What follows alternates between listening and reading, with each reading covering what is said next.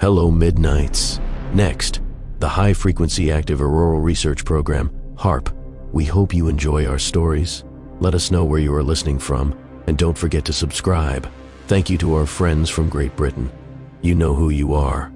The High Frequency Active Auroral Research Program, HAARP, is one of the world's most capable high-power, high-frequency transmitters dedicated to studying the ionosphere. Located near Gakona, Alaska, the facility has been the subject of both legitimate scientific research and a wide range of sensational and unfounded conspiracy theories. To understand HAARP, one must first understand its primary research target, the ionosphere. The ionosphere is the highest layer of Earth's atmosphere, starting at an altitude of about 60 kilometers and extending hundreds of kilometers into space.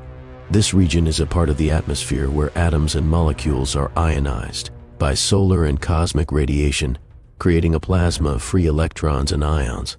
This plasma allows the ionosphere to reflect radio waves, which is how long-distance radio communication has been possible for decades. The ionosphere plays a critical role in radio communications and is also the region where auroras occur. Studying the ionosphere helps scientists understand how space weather can affect satellite systems and ground-based communications. HAARP's main instrument is the ionospheric research instrument, a sophisticated phased array antenna. This design allows the beam of radio waves to be electronically steered and focused without physically moving the antennas. By precisely controlling the phase of the signal to each of the 180 antennas, scientists can direct the energy to a specific, small region of the ionosphere for study. While the raw transmitter power is 3.6 megawatts, the effective radiated power, the measure of power the antenna appears to radiate in a specific direction due to its focusing ability, is far greater, reaching up to 5.1 gigawatts. This high ERP is necessary to create a detectable effect in the extremely diffuse plasma of the ionosphere, but the power density at that altitude remains minimal. HAARP operates on a campaign mode basis, running specific experiments for a few days at a time and remaining dormant otherwise, which contradicts the conspiratorial image of a constantly active secret weapon. The facility's total construction and operating costs through 2008 were an estimated $250 million. After the University of Alaska Fairbanks took over, they aimed to cut the yearly operating costs from an estimated $5 to $7 million to just $2 million. It's also worth noting that the land HAARP sits on was originally acquired by the USAF for an over-the-horizon backscatter radar that was canceled before construction began. The land itself was formally authorized for transfer to UAF in December 2016, but the process is still ongoing. HAARP did not emerge from a vacuum. Its scientific basis and existence are rooted in a decades-long history of ionospheric research conducted by both the US and the Soviet Union during the Cold War, and it is part of a global network of similar facilities. One of the earliest examples of human-induced ionospheric modification was Project Argus in 1958, where the US military detonated nuclear bombs at high altitudes to study the effects of the resulting electromagnetic pulses on radio communications. While a nuclear blast is far more energetic than anything HAARP can produce, it established the principle of ionospheric experimentation. The scientific basis for HAARP's ionospheric heating is known as the Luxembourg effect, a phenomenon first observed in the 1930s. It was discovered that a powerful radio station's signal could subtly modulate the signal of a second, weaker station by cross-modulating in the ionosphere. HAARP is the most powerful of its kind, but it is not unique. It operates as part of a global network of similar facilities, including the Sura Ionospheric Heating Facility in Russia and the European Incoherent Scatter Scientific Association facilities in Norway and Sweden. These international facilities often collaborate, demonstrating a transparent, global scientific community working on the same problems. The story of HAARP is also shaped by a few key individuals whose actions and ideas influenced its development and public perception. Bernard J. Eastland, a physicist, is the most controversial figure linked to the HAARP narrative. In 1987, Eastland was granted a patent for a technology that could alter a region in the Earth's atmosphere, ionosphere and/or magnetosphere, with speculative applications for weather modification and missile defense. Although his patents were never fully implemented and were technically distinct from HAARP, the language in them became a cornerstone of conspiracy theories. The public's association of his ambitious and largely unsubstantiated Claims with the HAARP project cemented its reputation as a secret weapon. A longtime scientific advocate for HAARP, Dennis Papadopoulos, is a professor of physics who served as a senior science advisor for the project. He has consistently dismissed conspiracy theories as nonsense, explaining the facility's legitimate purpose in studying ionospheric physics and improving global communications. His dual role as a scientist and a vice president of Advanced Power Technologies, a company that helped build HAARP, has been cited by critics as evidence of the project's military corporate ties. As the program manager for HAARP at Hanscom Air Force Base, John Heckscher was a key public spokesperson during the project's early phases, responsible for explaining its purpose and addressing public concerns. He used analogies to demystify HAARP, comparing its energy output to that of an electric coil for heating, a single cup of coffee to illustrate the minimal effect of its transmissions on the vast ionosphere. HAARP's purpose has evolved significantly, moving from a primarily military-focused program to a civilian academic resource. The initial funding from U.S. military agencies was driven by a need to understand and potentially improve long-range communication and surveillance systems. The research focused on how to use the ionosphere as a reflector for over-the-horizon radar and on submarine communication. The transfer to the University of Alaska Fairbanks in 2015 marked a new chapter.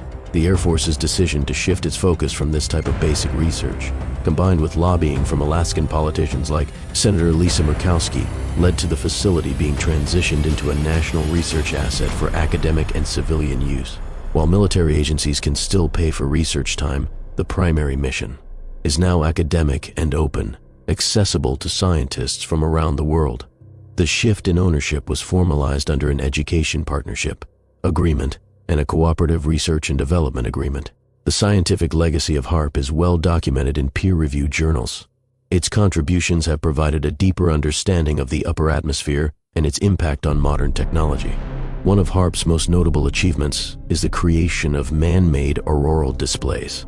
By exciting electrons in a small patch of the ionosphere, scientists have created faint optical emissions that are visually similar to a natural aurora. This allows them to study the physics of auroral formation under controlled, repeatable conditions.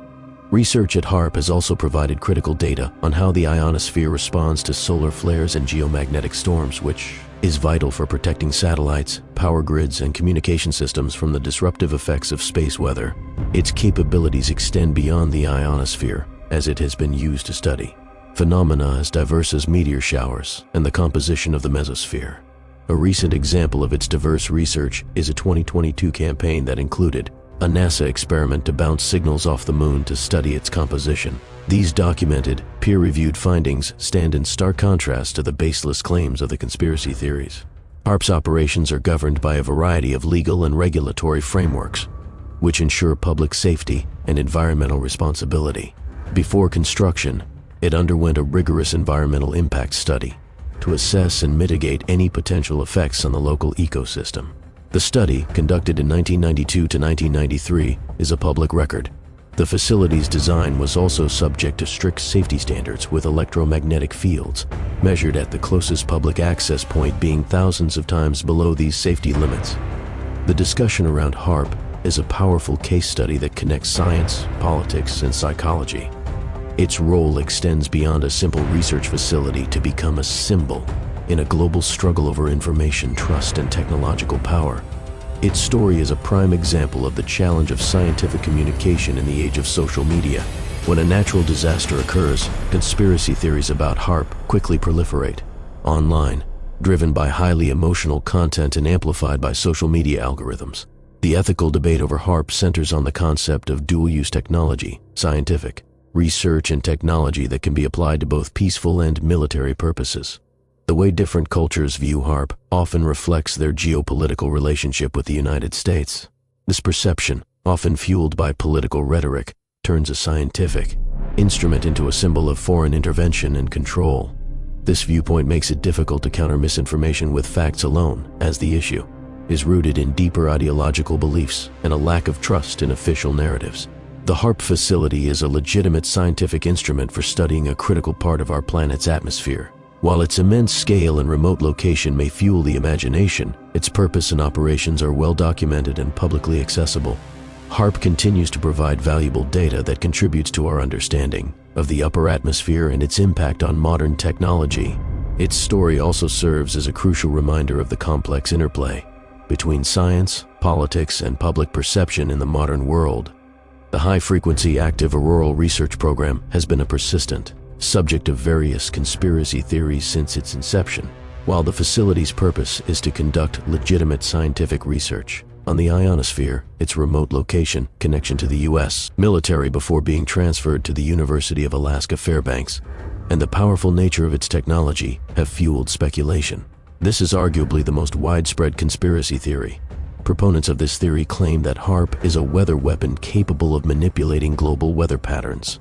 They allege that the facility can be used to create or steer natural disasters. This theory frequently emerges after major weather events such as hurricanes, floods, and droughts.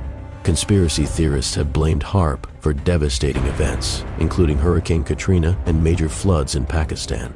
When generate extreme weather, the theory suggests that HAARP can create droughts or severe cold snaps in targeted regions, control the climate. Some believe HAARP is part of a secret geoengineering program to control the climate for military or political purposes. Scientific rebuttal. Scientists and experts state that these claims are impossible. Weather systems form in the troposphere, the lowest layer of the atmosphere. HAARP's radio waves, which operate in the high-frequency band, are absorbed and used to study the ionosphere, which is located at a much higher altitude from 60 to 500 kilometers. The energy output of HAARP is minuscule compared to the immense power of natural weather systems, making it physically impossible for the facility to influence or control them.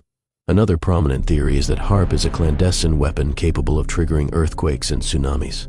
This theory gained significant traction after major seismic events such as the 2010 Haiti earthquake and the 2023 Turkey to Syria earthquake. The idea is that HAARP's powerful electromagnetic signals can somehow induce tremors in the Earth's crust. Geologists and physicists have consistently debunked this theory. Earthquakes are caused by the sudden release of energy in the Earth's lithosphere, specifically along fault lines, a process that requires a tremendous amount of energy. The energy HAARP radiates into the ionosphere is nowhere near sufficient to affect the solid Earth beneath it. The physics of how radio waves could interact with the Earth's crust to cause an earthquake are not understood or supported by any scientific evidence. This theory posits that HAARP can be used for mind control, to influence human behavior, or to create a kind of global brainwashing effect. The speculation is that the facility can transmit very low frequency, or extremely low frequency waves that can affect brain activity. The HAARP facility does not operate in the VLF or ELF ranges, and even if it did, the power and frequency would be far too low to have any effect on human brains. As the HAARP program office has pointed out, the wave's power density at ground level is hundreds of thousands of times weaker than the natural electromagnetic noise from solar storms or even the signal from a mobile phone, a death ray or directed energy weapon. This theory suggests HAARP can be used to destroy satellites, aircraft, or other targets. A soul trap. A more esoteric theory claimed the facility was used to trap human souls. A celestial lens. Some theories propose that HAARP can create a lens in the atmosphere to make the sky burn or manipulate celestial phenomena. These theories often arise from a general distrust of government and military projects, combined with a lack of public understanding of the complex scientific principles behind ionospheric research. The public's perception of HAARP has been shaped by its secretive past and the sensationalist claims made by prominent conspiracy theorists. In response, HAARP has made efforts to increase transparency, including public open houses and a publicly available website detailing its research activities. The most recent project launched at the High-Frequency Active Auroral Research Program facility was a research campaign from May 8 to 10, 2024, in collaboration with the University of Alaska Fairbanks. The project's goal was to develop a new method for detecting orbiting space debris using a technique called space object identification by measurements of orbit-driven waves. The project aimed to use HAARP's powerful high-frequency ionospheric research instrument to transmit radio waves into the ionosphere. The research focused on detecting tiny, untrackable pieces of space junk, often smaller than a softball, by studying the plasma waves they create as they pass through the ionosphere. These plasma waves are essentially disturbances or oscillations in the charged particles of the ionosphere. The experiment sought to see if these disturbances could be measured and used to detect the debris. By transmitting specific radio wave frequencies from the IRI, researchers hope to excite the ionospheric plasma and make it more sensitive to the minute perturbations caused by the passing debris. This research falls under a larger, ongoing grant from the National Science Foundation, which supports HAARP's operations and its use as a resource for the scientific community. The project highlights a shift in HAARP's focus towards practical scientific applications since its transfer from the U.S. Air Force to UAF in 2015. The research campaign gained public attention due to its timing, which overlapped with a historic geomagnetic solar storm that began on May 10, 2024. This storm, the largest in over 2 decades, caused widespread and spectacular auroras visible in regions where they aren't typically seen, including parts of the southern United States and Europe. In response to the public's questions, the HAARP program office issued a statement clarifying that the two events were completely unrelated. The HAARP research was scheduled months in advance, and the energy produced by the solar storm was billions of times greater than the output of the HAARP facility. The storm's impact on Earth's magnetosphere and ionosphere was a natural phenomenon, on an immense scale, dwarfing any effect HAARP's research could have had. This swift and transparent communication is a hallmark of HAARP's current operations under UAF's stewardship, aimed at debunking common misconceptions and promoting scientific understanding.